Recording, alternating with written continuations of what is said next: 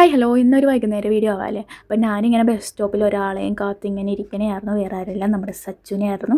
മിക്കപ്പോഴും എന്നെ വിളിക്കാൻ വരാറുണ്ട് കേട്ടോ.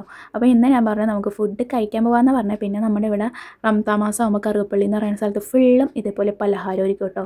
അടിപൊളിയാണ്, ഓരോരോ വെറൈറ്റീസ് പലഹാരങ്ങളായിരിക്കും. അപ്പോൾ ഈ പ്രാവശ്യം ഞാൻ ഒരു വെറൈറ്റിയാണ് വാങ്ങിയത്. ഇത് ചിക്കൻ പത്തിരി എന്നാണ് പറയുന്നത്, അങ്ങനെയാണ് എനിക്ക് അവൻ പേര് പറഞ്ഞു തന്നത് കേട്ടോ. അപ്പോൾ അത് ഞാൻ ട്രൈ ചെയ്തു. പിന്നെ വാങ്ങിയത് കട്ട്ലേറ്റും അതേപോലെ സമൂസയും ആയിരുന്നു കേട്ടോ.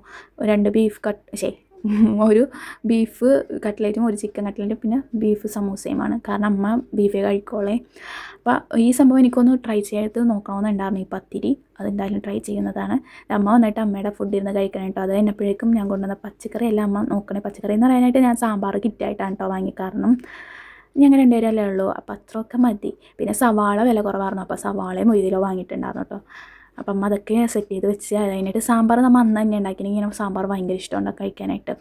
പിന്നെ അതേ ഞാൻ മെല്ലെ പോയിട്ടൊരു നെല്ലിക്ക എടുത്തായിരുന്നു. ഇവിടെ ഇപ്പോൾ നെല്ലിക്കയും അത് മാങ്ങയും അച്ചാറൊക്കെ ഉണ്ട് കേട്ടോ. അതുകൊണ്ട് തന്നെ ഇടയ്ക്കിടയ്ക്ക് ഇങ്ങനെ കഴിച്ചുകൊണ്ടിരിക്കാം. ഇത് കുറച്ച് ദിവസമായിട്ടുള്ളൂ ഇട്ടിട്ട്, പക്ഷേ പെട്ടെന്ന് തന്നെ തീരാറായി കേട്ടോ. ഇനി നെക്സ്റ്റ് ട്രിപ്പ് ഇടണം.